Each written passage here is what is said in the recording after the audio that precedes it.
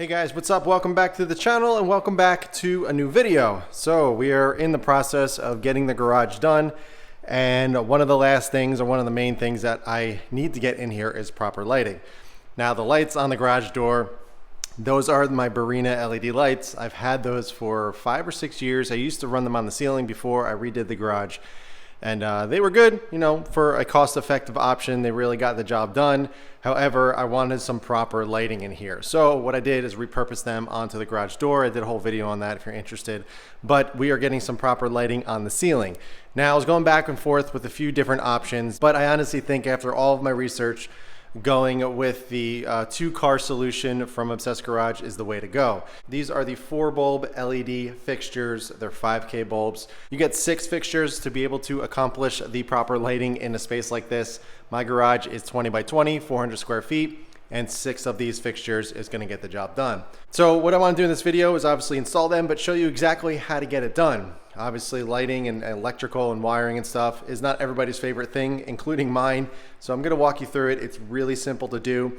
Obviously, I think the hardest part about doing this is making sure everything is level and, you know, right where you need it. Otherwise, it's very, very straightforward. Now, this garage came or had just 2 fixtures. So I had one there and one there. I added 4 more to be able to accomplish this type of lighting. So I got 2 in the back there, and then I got 2 in the front. I'm gonna be able to get all 6 fixtures in a nice orientation. They're gonna be going this way, so it's gonna light this space very, very well. When the garage door is up, obviously these are gonna be blocked.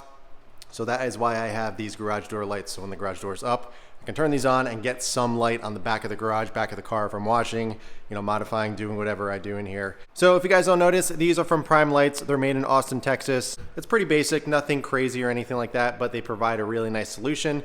And to be able to install these, it's pretty cool because it actually includes one of these. This little piece pops off. You strip back the wire, you put the black in the black, white in the white, and you can do this on the ceiling, and then you ground it. There's a green wire inside here. I'll show you how to do that in a little bit. And then when you're ready to connect, you simply do that and you're good to go. Now underneath here, there's 2 screws. There's one and one on the other side. You remove those and this whole thing folds down. And then you're able to gain access to the holes underneath to be able to bolt this or screw this to the ceiling, and then also to wire up the ground back there. So let's go ahead, let's install the first one. Most likely I'm going to kind of do this on my own first, and then I'll probably walk you through the second one so I can show you exactly how to get it done. I just want to make sure I'm doing it right, and I'm not pressured with the camera on, and make sure I get wired everything up and everything straight. So I'm going to go ahead and install this one, see how it is, and then I'll move on to the next one, and we can kind of go from there. All right, guys, got them installed. They got the first one up. I haven't tried it yet, so let me go ahead and turn it on. Let's see. All right, that is reassuring, knowing everything was wired up correctly. So what I'm gonna do is show you how to do this one, and then we're gonna go ahead and do the others, but I'll walk you through the wiring and just kind of how you get everything set up and all that. But very, very bright, lots of light right here. I can only imagine 5 more of these in here. It's gonna be pretty wild. So let me go ahead and get set up for the next one, and we'll keep it going.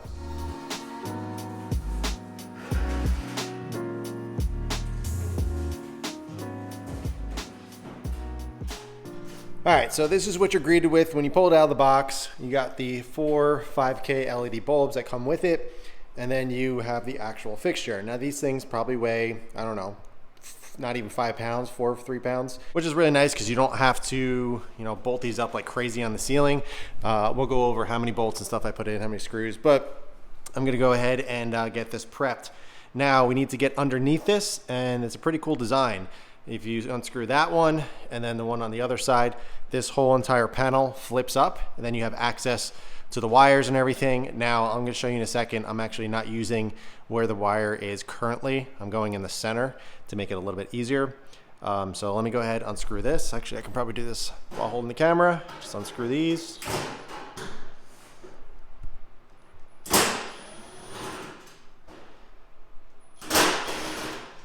All right, so on the other side, you can see there's actually a hinge. So this flips up, but in this case, in order to install it, we're gonna remove the whole thing. So simply just take it out of the little tabs, and the whole piece comes out. And then down there, you just wanna pull the wire out of the little hole here, and then you can simply set this whole piece aside for now.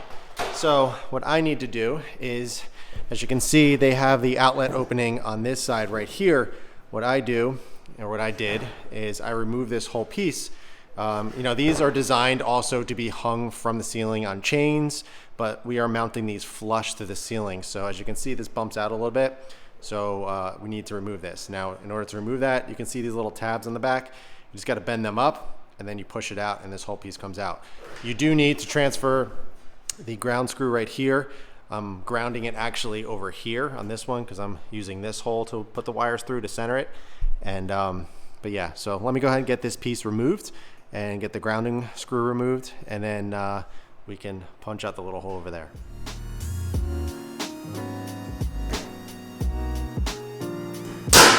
All right, so now that we got this out, this little piece, we can discard this or you can hang on to it, whatever you want. I got the grounding screw out. Now I'm going to actually punch this out. So as you can tell, it's already pretty much done. Now we're done on this side. I can flip this over. I can bend this down a little bit more so it's plenty of access. All right, so I got the grounding screw over here. I'm simply just going to screw it in, kind of thread it a little bit. It's a little hard. Sometimes you need to, actually with this one, I put one of the screws in a little bit to kind of get it started. I use one of these and just to get some thread, some catch on that hole. So now we're actually ready to mount this on the ceiling. For me, this is the most nerve-wracking part, getting it centered and getting it straight and everything. But what I found using the center punch out here, it centers the light exactly where it needs to be, right over the actual outlet there. So pretty simple stuff, but obviously making sure it's straight and everything. I'll show you a cool method that I was doing to be able to do this by yourself. You don't need, you know, two people to make sure it's level and all that. So let me go ahead and get it up on the ceiling.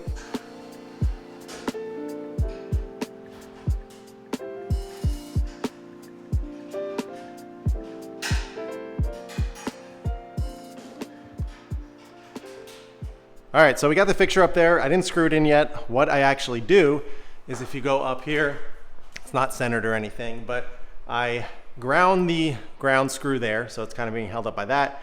And also I bend the wires out, kind of split them, so it holds it up to the actual fixture. As I said, these things are not heavy, so it doesn't take much to hold them up. So now what I end up doing is, if you see the holes, so 1, 2, 3, there's one here, 4. Then I end up using some long wood screws to get them in, but I just want to make sure it's centered. So I will put one in first and then kind of position it and use my level. And then we can just go down the line and zip them in.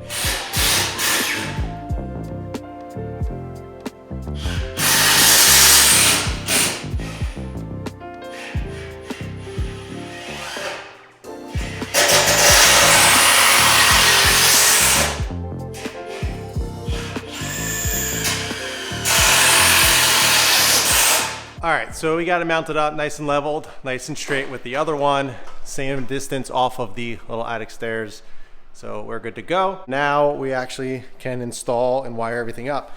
So what I do first is this little clip, remove this and then just bring this up to the light. You're gonna put the black in the black and the white in the white. I put it on this side, the 1 and 2. The other side, I guess if you're doing more lighting or there's other wires and whatnot. But I just do 1, 2, black and white. And then I already got the ground screw up there all grounded, so we're good to go. So I'm gonna strip some of those wires back and then pop this in. I'll show you what it looks like, and then we can go ahead and pop that on, get the lights in, and we're good to go. All right, this is gonna be hard to do up here, but I'll figure it out to show you. All right, so we're gonna take the black, I got them stripped back, so all you do is kind of push in. All right, I'm not gonna be able to do this. Can I?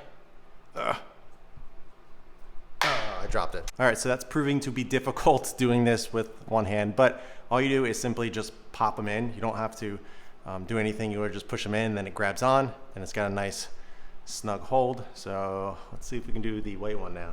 All right, white one's in. Now we're good to go. So I'm gonna bunch some of these wires up a little bit, and I'm gonna position it that way because the wire from the actual insert is coming that way, and just plug it in. Put the bulbs in and you're good to go.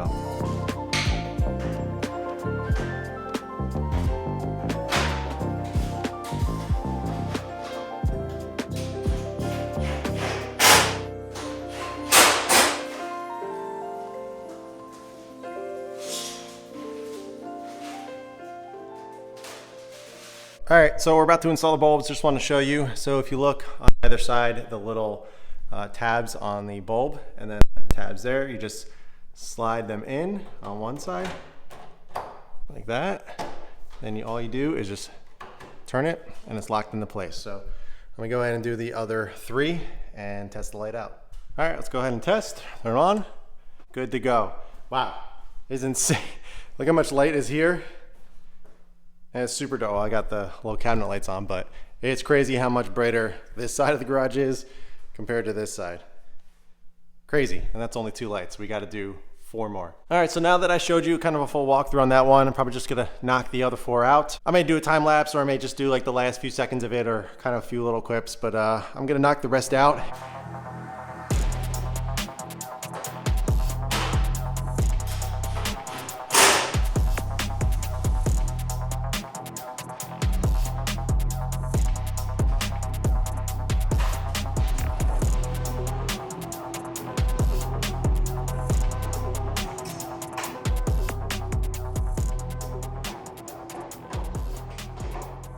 All right, guys, we have the lighting complete. Everything came out absolutely beautiful. The amount of light in this garage is pretty insane. I will say with the garage door lights, it really just makes it even better. And I know it's not necessary, but honestly, I almost prefer it with the lights on the door. So even if we turn them off, there's still an insane amount of light. I mean, every single spot of this garage has light. There's no dark spots or anything anywhere. It's absolutely perfect, but I just actually prefer it with these lights on, and it gives a little bit of a cool, I don't know, kind of vibe in a way. But either way, the lights absolutely turned out amazing.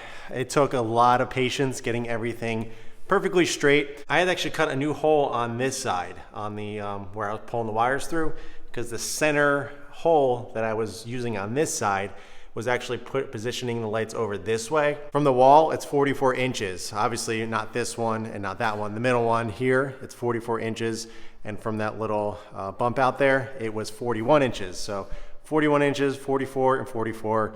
This one's a little different because that little bump out as well. But I tried to make everything as even as possible. Everything is lining up absolutely beautiful. That took a lot of patience and a lot of time, and also a lot of guessing, to be completely honest, but it honestly turned out beautiful. This one was a little bit easier because of the brackets of the garage door opener. I was able to kind of line things up, but the first one took the most time just because I was trying to center everything and make it as even as possible. But my gosh, it is absolutely amazing. And the coolest thing is all I gotta do is press a button and everything turns off. Because previously I had the Barina lights, these LED strip lights here on the ceiling, and I was using smart plugs, which are actually over there, and I had to turn them on or off with my phone, which wasn't the worst thing in the world, but I was, you know, pulling out my phone and having to go into an app and everything, turn it on. I like just coming out here, flipping a switch, and I got full access to all the light I could possibly need. And a really cool thing about this was, I didn't know this, but these are actually dimmable. So you get this little pamphlet with your lights, and it explains how to actually dim them. So if you actually turn them on, off, and then on in 1 to 5 seconds between that time, they actually dim from 100% down to 10%, and then they stay on at 10% lumen, which is cool. So I'll show you that real quick.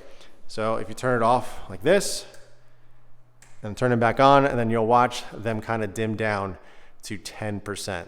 Might be hard to tell on camera, but it is really nice, to be completely honest. It kind of sets a cool vibe in here, gets a little bit of light without it being too blinding. And to turn them off, all you do is just turn off, and then back on, and then you got full 100% lumens again. Really cool. When I first installed this one, I was playing around, making sure everything was working, and I turned them on. Then I did that, turned them off, turned them back on, and I saw it dim, and I was like, oh my God, what did I do wrong? What is going on? And then I realized this pamphlet or this little instruction manual thing was there, and I was like, okay, I didn't do anything wrong. But you can actually have a favorite lumen mode. You turn them on, off, on in 1 to 5 seconds. The tube remains to starts dimming down from 100%. Then you can switch on or off when the tube dims to your favorite lumen. So as it's dimming, you can turn it off then on, and it stays at that lumen, which is cool. But I like it at 100%, and then if I want, I can dim it down to the 10% with the on and off. So really cool, a feature I didn't know that these things had, but I'm really happy with it. I thought that was a really cool little thing, and there's no dimmer or anything on the actual switch. So really, really nice. But I am absolutely thrilled with how everything turned out. It just looks absolutely killer in here with the black ceiling and the new cabinets and everything. I mean, this is the first time in over a month actually that this garage literally is completely empty here, and I can actually park 2 cars in here. Now all this stuff is going away, the fridge, the jacks, the vacuum here, I got that mounted up there.